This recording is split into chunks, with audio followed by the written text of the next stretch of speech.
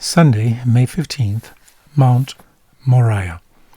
Genesis 22, 1-12 says, And it came to pass after these things that God tested Abraham and said to him, Abraham.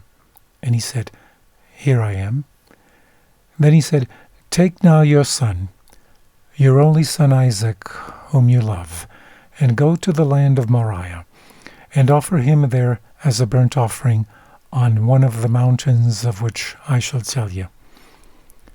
So Abraham arose early in the morning and saddled his donkey, and took 2 of his young men with him, and Isaac his son. And he split the wood for the burnt offering, and arose and went to the place of which God had told him. Then on the 3rd day Abraham lifted his eyes and saw the place afar off. And Abraham said to his young men, Stay here with the donkey. The lad and I will go yonder and worship, and we will come back to you. So Abraham took the wood of the burnt offering and laid it on Isaac his son. And he took the fire in his hand and a knife, and the 2 of them went together. But Isaac spoke to Abraham his father and said, My father. And he said, Here I am, my son. Then he said, Look, the fire and the wood, but where is the lamb for a burnt offering? And Abraham said, My son, God will provide for himself the lamb for a burnt offering. So the 2 of them went together. Then they came to the place of which God had told him, and Abraham built an altar there and placed the wood in order, and he bound Isaac his son, and laid him on the altar upon the wood. And Abraham stretched out his hand, and took the knife to slay his son. But the angel of the Lord called to him from heaven, and said, Abraham, Abraham. So he said, Here am I. And he said, Do not lay your hand on the lad, or do anything to him, for now I know that you fear God, since you have not withheld your son, your only son, from me. Also read Hebrews 11:17. What was the meaning of this test? What spiritual lessons come from this amazing event? Genesis 22 has become a classic in world literature and has inspired philosophers and artists, not just theologians. The meaning of God's test is difficult to comprehend, however. This divine command contradicted the later biblical prohibition against human sacrifices, Leviticus 18:21, and it surely seemed to work against God's promise of an eternal covenant through Isaac, Genesis 15:5. What, then, was the purpose of God's calling him to do this? Why test him in such a powerful way? The biblical notion of test in Hebrews, nisa, embraces 2 opposite ideas. It refers to the idea of judgment, that is, a judgment in order to know what is in the heart of the tested one, Deuteronomy 8:2 compared with Genesis 22:12.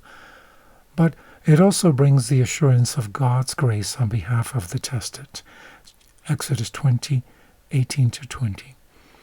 In this case, Abraham's faith in God takes him to the point that he runs the risk of losing his future, his posterity. And yet, because he trusts God, he will do what God asks, no matter how difficult it all is to understand. After all, what is faith if not trust in what we don't see or fully understand?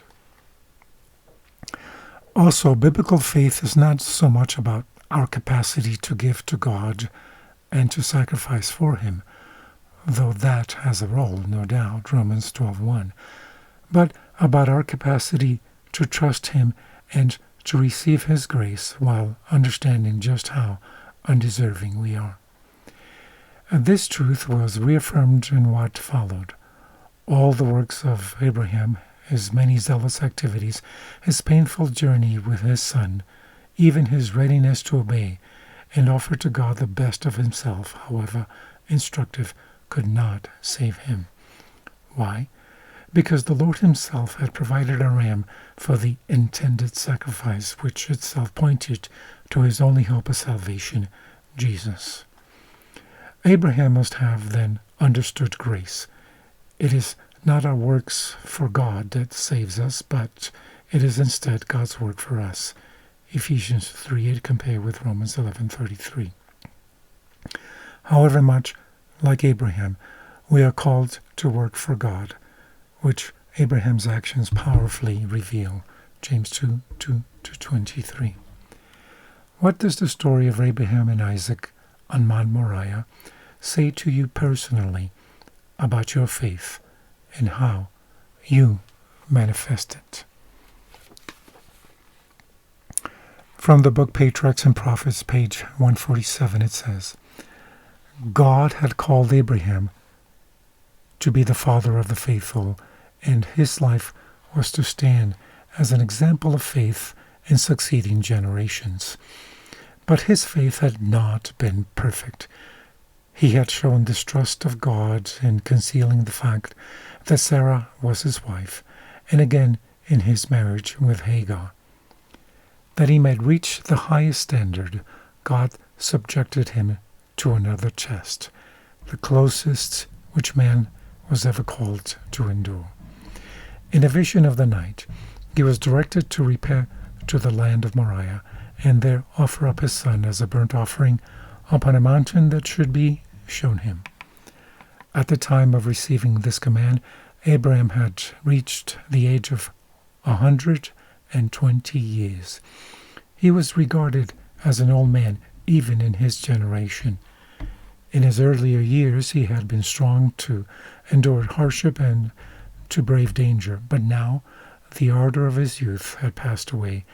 One in the vigor of manhood may, with courage, meet difficulties and afflictions that would cause his heart to fail later in life, when his feet are faltering toward the grave. But God had revealed his last, most trying test for Abraham until the burden of years was heavy upon him, and he longed for rest from anxiety and toil. From the book Great Controversy, page 527, it says, the finite minds of men are inadequate fully to comprehend the plans and purposes of the Infinite One. We can never, by searching, find out God. We must not attempt to lift with presumptuous hand the curtain behind which he veils his majesty. The apostle claims, how unsearchable are his judgments and his ways past finding out. Romans 11:33. We can so far comprehend his dealings with us and the motives which he is actuated, that we may discern boundless love and mercy united to infinite power. Our Father in heaven orders everything in wisdom and righteousness, and we are not to be dissatisfied and distrustful, but to bow in reverent submission. He will reveal to us as much of his purpose as it is for our good to know, and beyond that, we must trust the hand that is omnipotent, the heart that is full of love.